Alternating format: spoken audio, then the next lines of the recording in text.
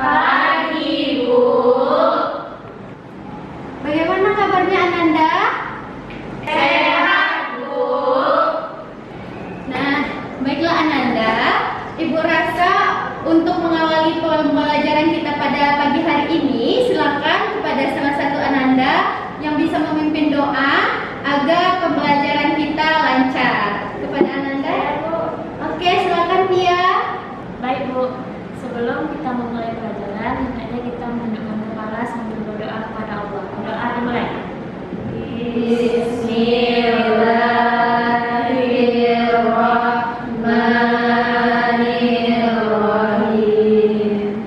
Rabbi sholli sadri wa yassirli amri wahlul 'uqdatam min lisani yafqahul qawli. Amin. Berdoa selesai. Baik, terima kasih kepada Pia yang telah memimpin doa pada pagi hari ini. Semoga dalam pembacaan doa tadi, pembelajaran kita pada pagi hari ini dapat berjalan dengan lancar hendaknya. Amin, amin ya robbal alamin. Nah, sebelum mulai pembelajaran, Ibu mau bertanya, apakah ada dari teman-teman Ananda yang tidak hadir hari ini? Ada, Bu. Kalau boleh tahu siapa Ananda? Fora, Rizky, dan Dio, Bu. Kalau boleh tahu kenapa mereka nggak hadir Zara? Katanya mereka sakit, Bu. Oh, sakit.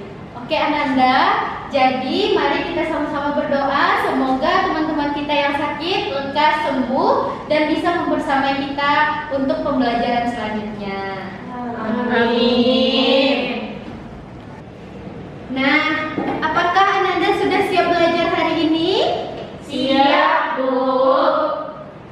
Nah, baik Ananda, pada kesempatan kali ini kita akan mempelajari tentang teks diskusi.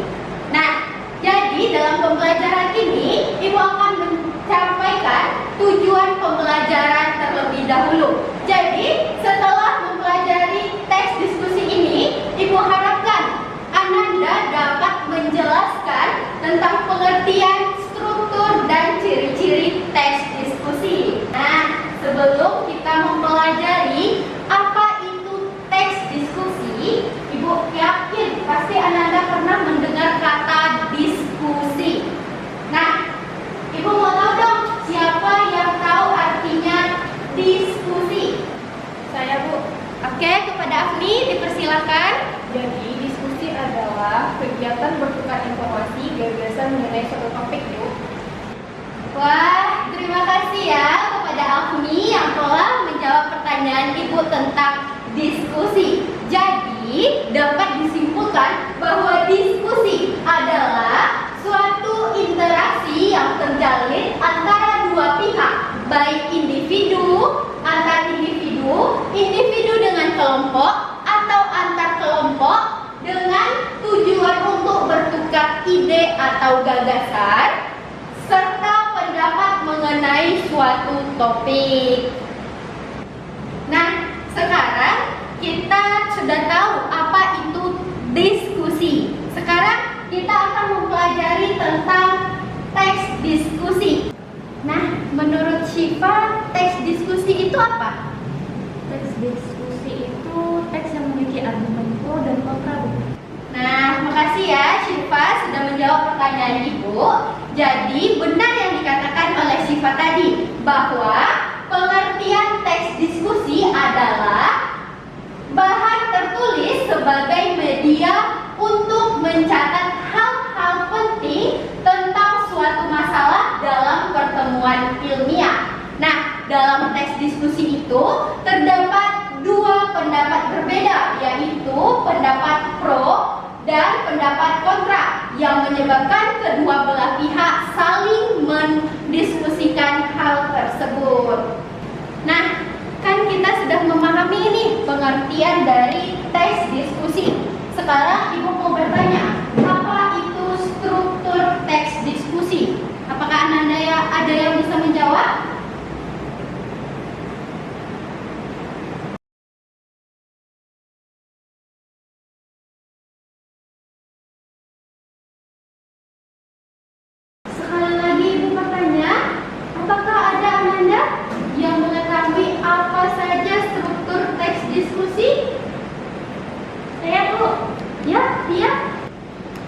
saya tahu Bu, strukturnya ada 3, ada pembuka, isi, dan penutup Bu. Terima kasih ya Pia telah membantu menjawab pertanyaan Ibu tentang struktur teks diskusi. Jadi betul apa yang telah disampaikan oleh Pia, bahwa struktur teks diskusi itu ada 3, yaitu pembuka. Dalam pembuka ada yang namanya isu. Isu dalam teks diskusi itu berisi gambaran atau permasalahan yang akan dibahas atau yang akan didiskusikan. Contohnya, dampak penggunaan media sosial di era digital. Selanjutnya kita masuk pada isi. Dalam isi itu ada yang namanya argumen pendukung. Dalam argumen pendukung itu menjabarkan lebih lanjut terkait penjelasan atau masalah yang sedang dibahas.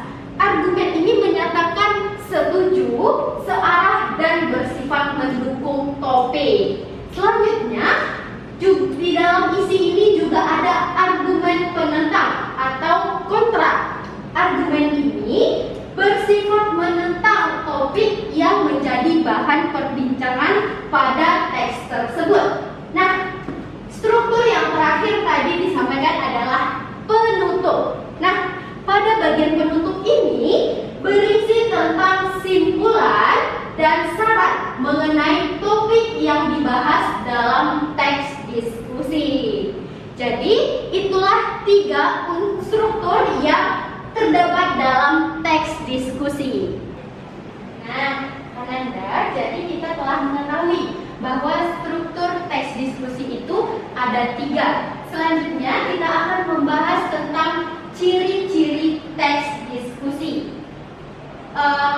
Ciri-ciri teks diskusi yang pertama yaitu strukturnya terdiri dari isu, argumen, dan simpulan.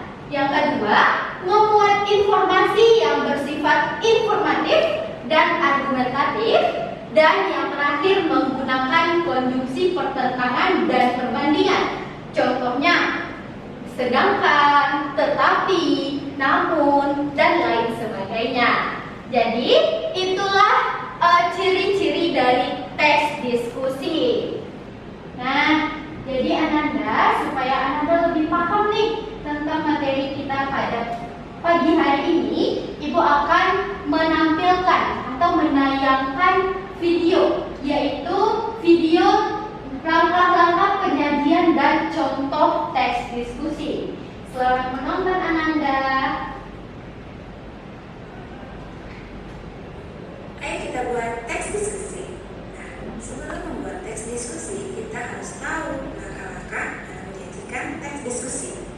Pertama, yang perlu diperhatikan adalah menentukan isu atau topik apa yang akan kita diskusikan. Yang kedua, membuat kerangka atau konsep sesuai dengan urutan strukturnya. Ketiga, mengumpulkan bahan dan informasi sebagai bahan dalam membuat teks diskusi. Dan yang keempat, mengembangkan kerangka menjadi teks diskusi. Nah, coba perhatikan gambar berikut. Apa yang akan kalian diskusikan jika melihat gambar tersebut? Yang pertama, seorang anak yang sedang belajar dari. Yang kedua, seorang anak yang sedang berbahan. Dan yang ketiga, seorang anak sedang bermain games. Dari ketiga gambar tersebut bisa menjadi sebuah topik yang akan dijadikan bahan diskusi. Dan di sini sudah ada contoh, ya. Temanya dibuat berdasarkan dari ketiga gambar tersebut. Dilema, daring, dan berbahan di kalangan milenial. Kemudian dibuat kerangka teksnya berdasarkan struktur teks diskusi, mulai dari isu, argumen pro, argumen kontra, dan kesimpulan. Dan diambil inti atau ide pokoknya yang untuk dikembangkan menjadi sebuah teks diskusi. Dan di sini sudah ada contoh teks diskusi berdasarkan strukturnya. Paragraf pertama dari bagian isu, paragraf kedua bagian dari argumen pro. Paragraf berikutnya, paragraf ketiga dan keempat merupakan bagian dari argumen kontra. Ya, di sini berisikan ketiga